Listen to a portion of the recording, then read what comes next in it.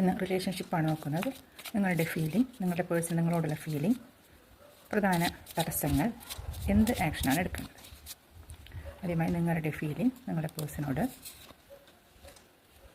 അദ്ദേഹത്തിൻ്റെ ഫീലിംഗ് നിങ്ങളോട്,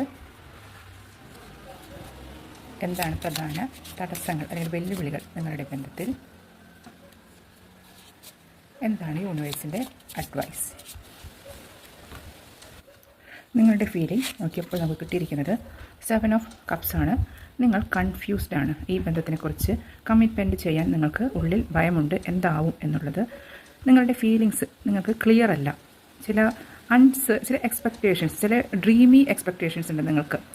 യാഥാർത്ഥ്യത്തിൽ ഊന്നാത്ത റൊമാൻറ്റിക് മിഥ്യാധാരണകൾ ബന്ധത്തിനെക്കുറിച്ച് നിങ്ങൾക്കുണ്ട്. നിങ്ങളുടെ പാർട്ട്ണറുടെ ഫീലിംഗ് എന്താണെന്ന് നോക്കിയപ്പോൾ 5 ഓഫ് കപ്സിൻ്റെ എനർജിയാണ്. നിങ്ങളുടെ പാർട്ട്ണർ എന്തോ നഷ്ടബോധത്തിലാണ്. ഒരു ബ്രേക്കപ്പിൻ്റെ സിറ്റുവേഷനാണ് കൂടുതലായിട്ടും കാണുന്നത്. ഒന്നുകിൽ ഇതൊരു ഡിസ്റ്റൻറ്റ് റിലേഷൻഷിപ്പാണ്, അല്ലെങ്കിൽ നിങ്ങളുടെ പാർട്ട്ണർ കഴിഞ്ഞു പോയ നിങ്ങളുടെ ബന്ധത്തിൽ എന്തോ ബ്രേക്കപ്പ് ഉണ്ടായിട്ടുണ്ട്. അതിനെക്കുറിച്ച് വളരെയധികം വിഷമത്തിലാണ് എന്ന് കാണുന്നുണ്ട്. നിങ്ങളുടെ ബന്ധത്തിലെ പ്രധാന വെല്ലുവിളികൾ എന്താണെന്ന് നോക്കിയപ്പോൾ കിട്ടിയത് 3 ഓഫ് സോഴ്സിൻ്റെ എനർജിയാണ്. ഒന്നുകിൽ ഇതൊരു തേർഡ് പാർട്ടി സിറ്റുവേഷൻ ആയിരിക്കാം. വളരെയധികം ചതിക്കപ്പെട്ടിട്ടുണ്ട്. നിങ്ങളോ നിങ്ങളുടെ പാർട്ട്ണറോ ഈ ബന്ധത്തിൽ വളരെയധികം ചതിക്കപ്പെട്ട് അതിൻ്റെ ഹൃദയം തകർന്ന വേദനയിലാണ്. ഒരു വിശ്വാസക്കുറവ്, പരസ്പരം ഒരു വിശ്വാസക്കുറവ്, ഒരു ട്രസ്റ്റ് ഇഷ്യൂസ് ഉണ്ട്. എന്തൊക്കെയോ പരസ്പരം മറച്ചു വയ്ക്കുന്ന ഒരു എനർജി കാണുന്നുണ്ട്.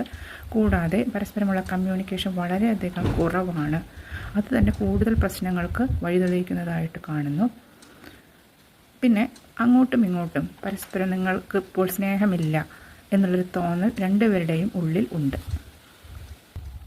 നിങ്ങൾക്കുള്ള പ്രധാന അഡ്വൈസ് എന്താണെന്ന് നോക്കിയപ്പോൾ 4 ഓഫ് വാൻസ് ആണ് കണ്ടിരിക്കുന്നത്. അതായത് 2 പേരും ഒരുമിച്ച് ഒരു ജീവിതം ഫ്യൂച്ചറിൽ മുന്നോട്ട് കൊണ്ടുപോകാൻ വളരെയധികം സാധ്യത കാണുന്നുണ്ട്. അതുകൊണ്ട് ഒരു കുടുംബപരമായി അല്ലെങ്കിൽ ഒരു സ്റ്റേബിളായിട്ടുള്ളൊരു ബന്ധം ഉണ്ടാക്കി തീർക്കാൻ 2 പേരും കഠിനമായി പരിശ്രമിക്കണം. കൂടാതെ ഒരു ബാലൻസ് നിങ്ങളുടെ റിലേഷൻഷിപ്പിൽ ഉണ്ടായിരിക്കണം. ലോങ് ടേം കമ്മിറ്റ്മെൻറ്റിന് 2 പേരും തയ്യാറാവണം. പരസ്പരം നല്ല കമ്മ്യൂണിക്കേഷൻ വേണം. നിങ്ങളുടെ ബന്ധത്തിൽ പോസിറ്റീവായി എന്താണുള്ളത് അതിന് കൂടുതൽ പരിപോഷിപ്പിക്കണം. ഇത്രയും കാര്യങ്ങൾ ചെയ്തു കഴിഞ്ഞാൽ നിങ്ങളുടെ ജീവിതത്തിൽ ഹാർമണി, സന്തോഷം എന്നിവയാണ് വരാനിരിക്കുന്നത്.